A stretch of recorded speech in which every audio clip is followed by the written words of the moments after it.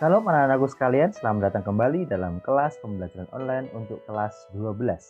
Pada kesempatan kali ini kita akan melanjutkan materi tentang gereja dan multikulturalisme part yang kedua.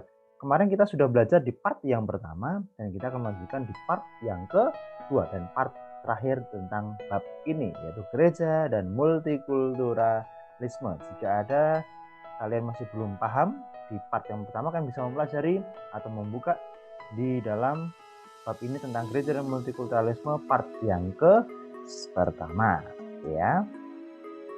Kita belajar dari Yesus.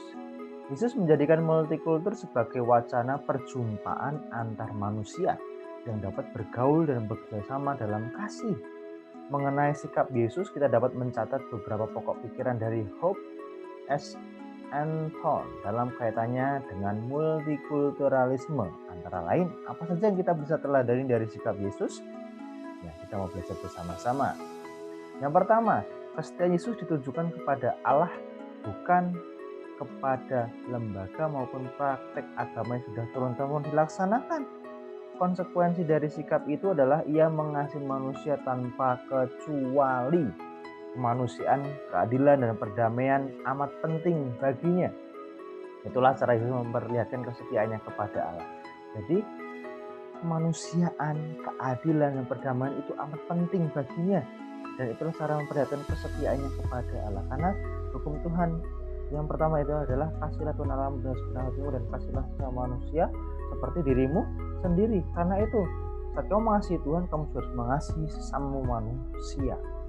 Sikap ini menyebabkan ia tidak disukai oleh kaum Farisi dan ahli Taurat yang begitu setia kepada lembaga agamanya melebihi Allah sendiri.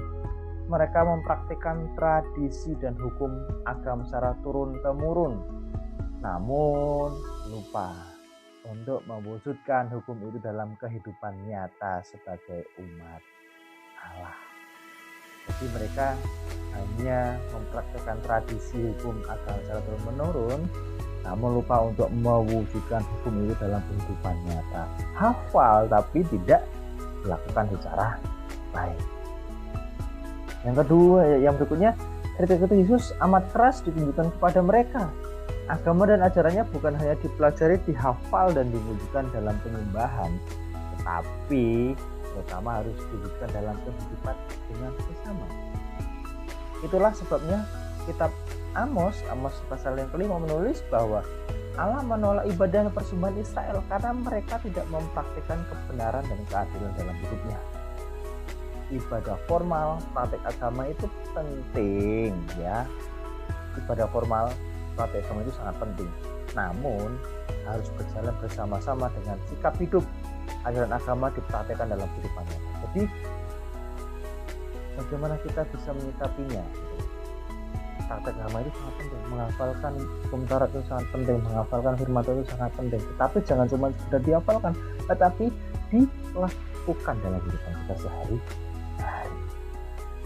Yang kedua, kasih dan solidaritas Yesus ditunjukkan bagi semua orang tanpa kecuali. Tuhan tidak memilih-milih. Orang dari berbagai suku, tradisi, budaya, bahkan tidak mengenal Allah yang disembahnya pun ditolong olehnya.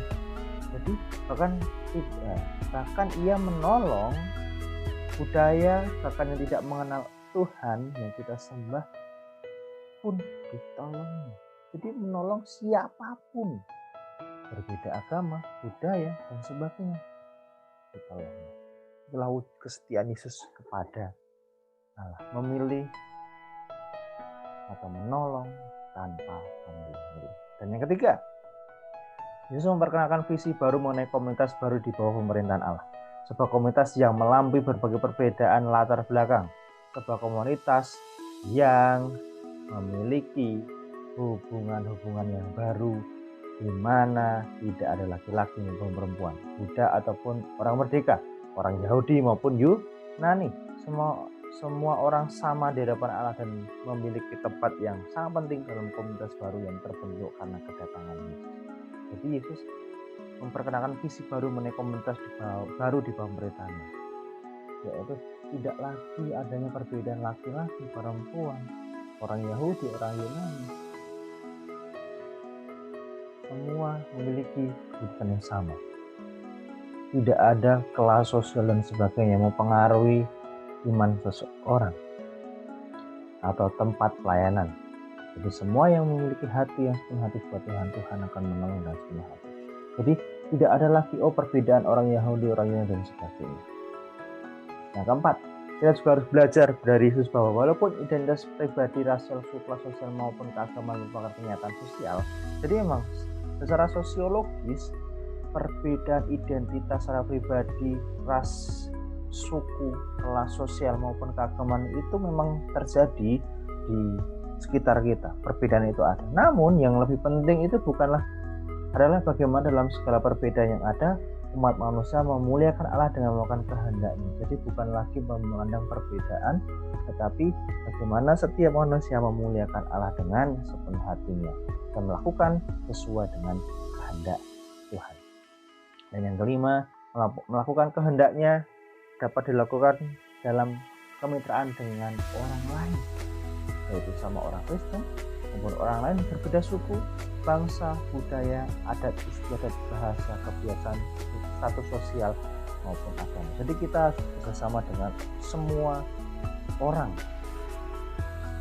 tanpa memandang perbedaan suku, bangsa, budaya, adat istiadat, bahasa, kebiasaan atau sosial maupun agama. Jadi kita bisa saling rukun satu dengan yang lain, karena kita tahu Indonesia adalah negara yang multikultur, banyak sekali perbedaan yang ada dan kita harus menerima itu dengan benar. Namun ada beberapa tantangan yang dihadapi gereja dalam mewujudkan multikulturalisme itu. Jadi kita tidak menutup mata bahwa ternyata ada banyak tantangan yang dihadapi untuk mewujudkan multikulturalisme. Yaitu pertama, berikut tantangan yang sering dihadapi gereja dalam mewujudkan multikulturalisme. Itu apa saja? Pertama, di kalangan gereja tertentu, warisan kolonial yang bersifat anti budaya lokal masih mempengaruhi gereja dalam mewujudkan multikulturalisme. Jangan sampai kita menolak budaya-budaya yang ada di Indonesia ini. Budaya itu sangat bagus, kita harus tetap bisa melestarikan budaya-budaya yang ada di Indonesia. Walaupun kita harus selektif mana yang bisa diterapkan dalam agama dan mana yang tidak. Yang kedua, berbagai prasangka yang terus dibangun terhadap orang dari kalangan suku, budaya dan daerah tersebut. Nah, ini sangat susah sekali karena ada berbagai macam prasangka yang terus dibangun terhadap orang-orang dari kalangan suku, budaya dan daerah tertentu. Kita memiliki prasangka yang negatif tentang budaya lain, suku yang lain, daerah tertentu, menganggap mereka aneh atau berbeda. Ya memang berbeda, menganggap sukunya paling bagus, itu ya masih sekarang sering terjadi, dan kita mau ubah itu semuanya ya.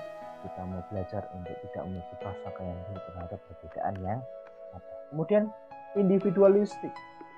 Berbagai tantangan dan beban hidup yang berat menyebabkan banyak orang lebih mementingkan kepentingan sendiri maupun kelompoknya sendiri. Ini sering terjadi. Masyarakat modern identik dengan manusia yang individualisme, yang hanya mementingkan dirinya sendiri.